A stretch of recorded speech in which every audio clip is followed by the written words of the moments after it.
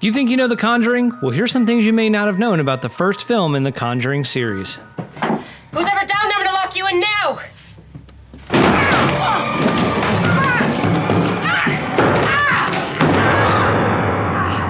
The events of The Conjuring were inspired by the stories of real-world paranormal investigators Ed and Lorraine Warren, played by Patrick Wilson and Vera Farmiga in the film, who claim to have investigated more than 10,000 cases during their careers. They are also the founders of the New England Society for Psychic Research, which is the oldest ghost hunting group in New England. The Warrens had previously been involved with the famous Amityville hauntings, which were the basis for the Amityville horror franchise. Well, we've been called demonologists. It's one name for us. Ghost hunters, paranormal researchers. Kooks. Wackos. But we prefer to be known simply as Ed and Lorraine Warren.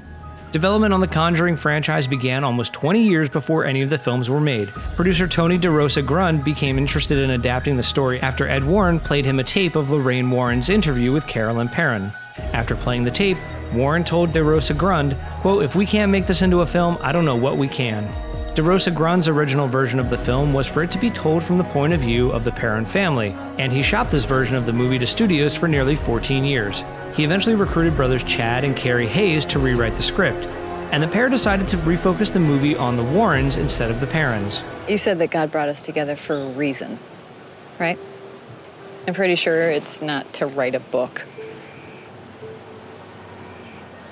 I'm gonna get dressed.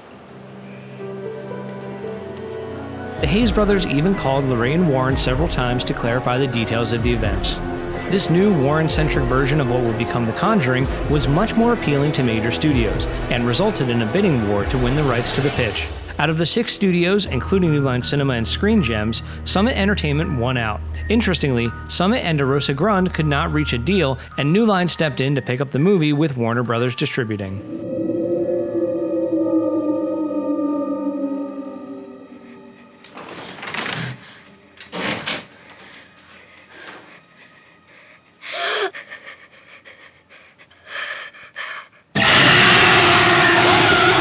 To prepare for their roles as the Warrens, Vera Farmiga and Patrick Wilson traveled to the couple's home in Connecticut, where they stayed for 3 days. Farmiga in particular found the experience to be helpful for her role, explaining, quote, "I just wanted to absorb her essence, the way she communicates with her hands, these gestures, her smile, how she moves through space."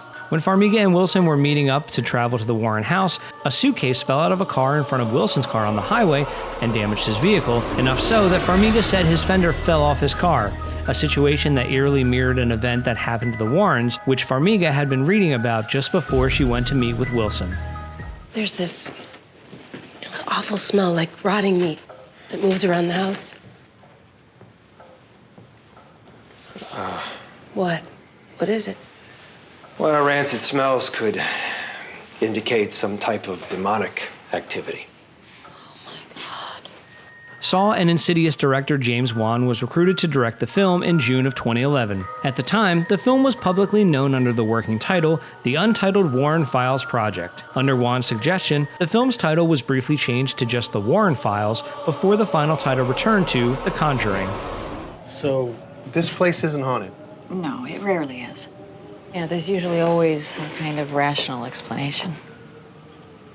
Filming of The Conjuring took place in Wilmington, North Carolina, at the Screen Gems studio lot and the University of North Carolina, Wilmington. The shoot took just 38 days, and the film was shot in chronological order, which is unusual for major studio productions. Though the production scouted several real farmhouses for the film to shoot in, none quite met their needs or expectations. They ended up building their own farmhouse for the film.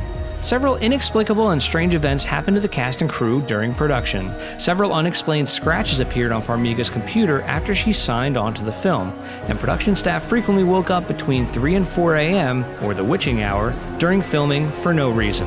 Additionally, the real-life Carolyn Perron fell and broke her hip while visiting the set. It's standing right behind you.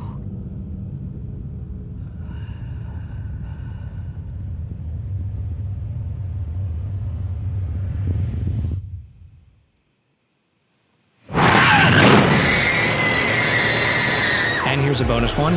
New Line Cinema actually sued Tony DeRosa Grund for trademark fraud after he sold Lionsgate TV the rights to a TV series called The Conjuring, which they claimed was included in their original deal for the Conjuring film. Let her go! God damn it! Let her go!